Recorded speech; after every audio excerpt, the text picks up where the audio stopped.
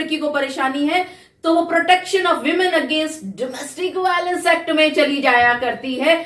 आप कहां जाएंगे? आपके पास ऐसा कौन सा कानून है, आपके पास ऐसा कौन सा सेक्शन है, आपके पास ऐसा कौन सा प्रावधान है जिसका फायदा उठाते हुए आप पर जो परेशानी आ रही है, आपको जो आर्थिक, मानसिक, शारीरिक और भावनात्मक रूप से जो सताया जा रहा है, उससे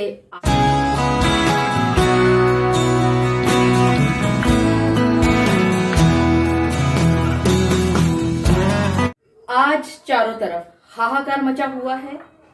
हर एक लड़का, हर एक पति, हर एक मेरा भाई रो रहा है, करहा रहा है, दर्द से परेशान है, क्योंकि उसकी सुनवाई कहीं पर भी नहीं हो रही है। इसीलिए हमने आप सभी के साथ मिलकर के मेन सेल यानी कि पुरुष आयोग की स्थापना करने की मांग, मुहिम तेज कर रखी है और आप सभी का साथ मुझे भरपूर मिल भी रहा है। लेकिन आज इस वीडियो के माध्यम से मैं आपके साथ उन छुपी हुई बातों पर चर्चा करने वाली हूं जिसका भी गहन अध्ययन हमें करने की जरूरत है, विचार विमर्श करने की जरूरत है, सोचने की जरूरत है। कहीं ऐसा ना हो कि जल्दबाजी में हम एक ऐसी मुहिम के लिए चल पड़े जहां से हमें फायदा तो मिले, वो मुहिम से हमें मंच तो मिल जाए, लेकिन हमें जो फायदा होना चाहिए वो शायद ना मिल पाए। जी हां, आप सभी ने बिल्कुल ठीक समझा। आज की इस वीडियो में मैं आप सभी को सोचने पर मजबूर कर दूंगी उन सभी बातों पर जिन पर आप सभी का ध्यान आकर्षित होना बहुत जरूरी है। मैं एडवोकेट मोहिनी मोना आप सभी का पुनः स्वागत करती हूं और आप सभी देख रहे हैं अपना पसंदीदा चैनल मोहिनी मोना एडवोकेट। अगर आपने मेरे इस चैनल को अभी तक सब्सक्राइब ना किया हो या आप मेरे इस चैनल के लिए नए हैं तो इसको जल्दी से जल्दी सब्सक्राइब कर दीजिएगा ताकि आपको इसी तरह के लीगल इंफॉर्मेटिव वीडियोस की नोटिफिकेशन सबसे पहले मिल सके। इस मुहिम पर हम सभी चल पड़े हैं। ये मुहिम तेज हो चुकी है। इस मुहिम पर बहुत सारी संस्थाएं, बहुत सारे लोग, बहुत सारे एनजीओ, बहुत सारे मंच चले हुए हैं, सोच रहे हैं कि पुरुष आयोग की स्थापना हो जानी चाहिए, एक मेन सेल तैयार हो जाना चाहिए जिसमें जो भी लड़का पीड़ित हो किसी भी तरह से वो वहां पर जाकर के उनके केस में उसी तरह की सुनवाई हो सके जिस तरह की सुनवाई लड़कियों की विमेन सेल में हुआ करती है। थोड़ा सा इस बात को पहले समझने की कोशिश करते हैं कि आखिरकार जो हम मांग कर रहे हैं वो किस तरह से कार्य करेगी। अब देखिए, ये तो आप सभी को मालूम ही है कि विमेन सेल में लड़की जाती है और लड़की अपनी सारी कहानियां लिखती है कि मेरे साथ ऐसे हुआ, ऐसे हुआ, ऐसे हुआ, और उसके बाद लड़के पक्ष के जिन भी लोगों का वो उसमें नाम लिखा होता है उन सभी को बकायदा वहां पर बुलाया जाता है और उसके बाद बातचीत करने का एक प्रयास किया जाता है। और अगर वो प्रयास विफल हो जाता है तो एक रिपोर्ट तैयार की जाती है CAW सेल से और वो भेज दी जाती है कंसर्न पुलिस स्टेशन में और उस रिपोर्ट के आधार पर ही FIR दर्ज हुआ करती है। और अक्सर आप लोगों ने ये महसूस किया होगा कि आप पुरुषों की सुनवाई, अक्सर क्या हमेशा ही आपने ये महसूस किया होगा कि आपको सुना नहीं जाता। आज हम इस मंच के माध्यम से आप सभी के साथ मिलकर के इस मुहिम को तेज कर रहे हैं और हम भी पुरुष आयोग की स्थापना करने की पुरजोर मांग कर रहे हैं।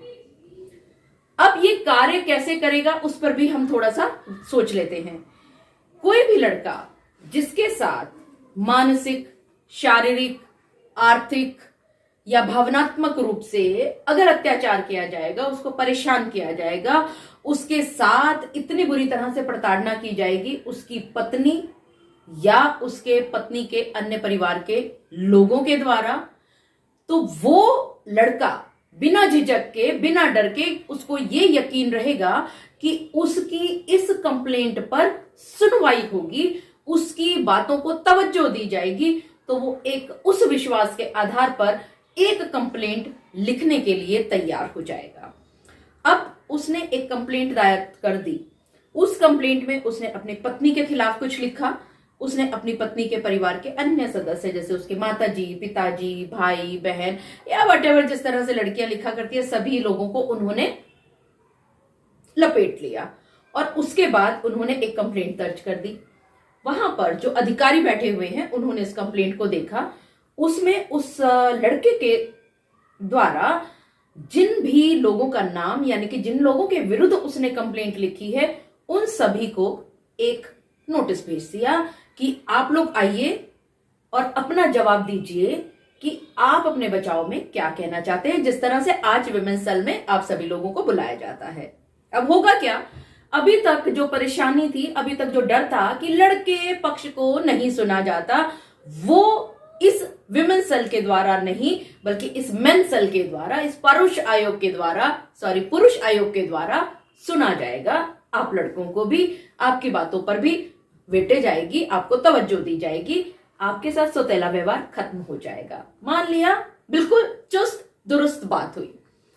अब लड़की पक्ष के अन्य लोग भी आते हैं, वो भी अपनी बात कहेंगे, लेकिन ठीक वही बात होगी जिस तरह से महिला मंडल में लड़कियों के पास कोई सबूत नहीं हुआ करते, वो सिर्फ जो लिख दिया करती हैं उस पर कोई गहन जांच पड़ताल नहीं हुआ करती, उसको रिपोर्ट बना करके एक एफआईआर दर्ज कर दी जाती है। मान लेते हैं कि अगर पुरुष आयोग बन जाता है तो ठीक इसी तरह से होगा। आपकी सारी की सारी जो भी आपके लांछन है, जो भी आप कहना चाहते हैं, जो भी आपने विरुद्ध कहा है अपने विरुद्ध पक्ष के खिलाफ, उन सभी को बुला करके उनसे बातचीत कर ली गई और उस बातचीत के बारे मान लेते हैं कि कुछ भी निर्णय नहीं निकल पाया। पुरुष आयोग ने अपनी पूरी कोशिश कर ली, मेन सेल ने अपनी पूरी कोशिश कर ली, लेकिन उसके बावजूद भी किसी भी बात पर नहीं पहुंचते हैं। लड़की किसी भी तरह से तैयार नहीं होती है। तो अब हम इस बात पर सोचते हैं कि ये सारी एक्सरसाइजेस हो गई, हमने अपनी मुहिम तेज कर ली, हमने अपना आंदोलन तेज कर लिया, हमने अपने धरना प्रदर्शन दे दिया और उस धरना प्रदर्शन, आंदोलन और मुहिम के फलस्वरूप हमको एक मंच मिल गया, मेन सेल बन गया। हमारा पुरुष आयोग लीजिए आपके लिए तैयार हो गया, बन गया। पुरुष आयोग से सम्मन भी भेजे गए, लड़की पक्ष और सभी लोग भी आ गए। उसके बाद किसी भी जिसे कहें धरातल पर अगर हम सोचें तो किसी भी एक बात पर फाइनल बात नहीं हुई, ना तो साथ रहने की और ना तलाक लेने की। अब चलते हैं आगे कि अगर इस तरह की संभावना होती है, सेटलमेंट नहीं हो पा रहा है, जो कि विमेंस सेल में भी हो सकता था अगर तरीके से किया जाता, अगर थोड़ा सा भ्रष्टाचार से दूर होकर के बात करते तो ये बात विमेंस सेल के जरिए भी हो सकती है, लेकिन नहीं हो रही थी। इसीलिए पुरुष आयोग की मांग की गई और पुरुष आयोग लीजिए बन गया। अब बात करते हैं कि आगे क्या कार्यवाही होगी। अब अगर कोई भी कंप्लेंट लिखी जाएगी तो क्या ऐसा कोई कानून बना है जैसा लड़की के लिए 498A, 406, 376 और 377 इत्यादि जो केसेस हैं, इसी तरह का क्या आपके लिए कोई कानून बना है?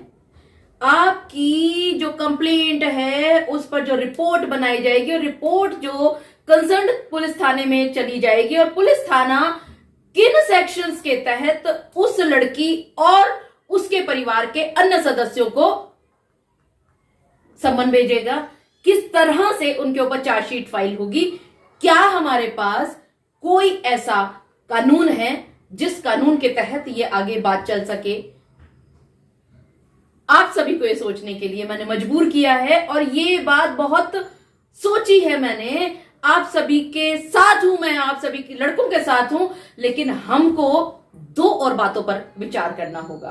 पहला, जो हमारे पुराने कानून हैं जो ज्यादा लड़कियों के फेवर में जा रहे हैं, झुक रहे हैं, उनकी ज्यादा सुनवाई हो रही है, उन कानूनों में अब थोड़े से बदलाव की जरूरत आन पड़ी है।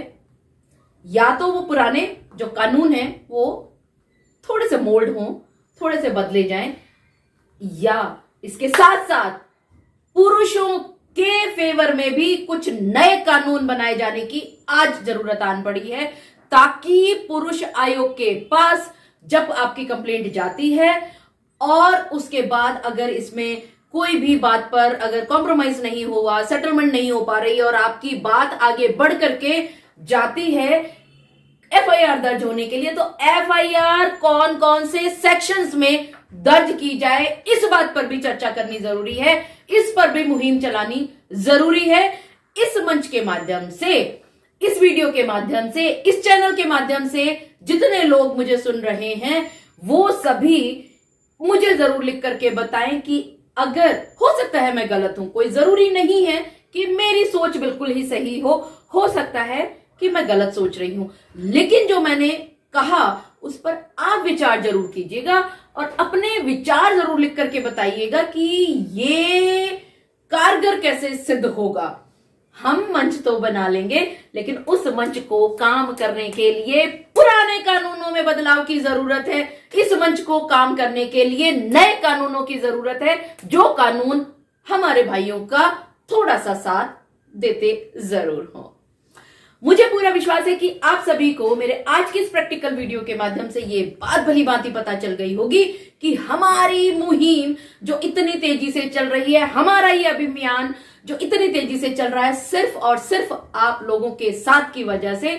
और इसी तरह से बहुत सारे एनजीओज, बहुत सारे मुहिम चला रहे हैं, बहुत सारे मंच, बहुत सारे चैनल्स, हम सब जुड़ करके काम करेंगे।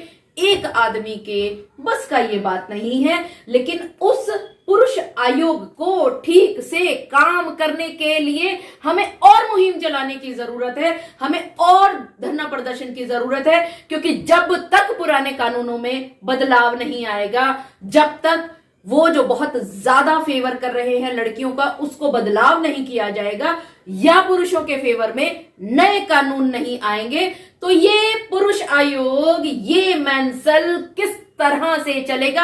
आज अगर लड़की को परेशानी है तो वो protection of women against domestic violence act में चली जाया करती है।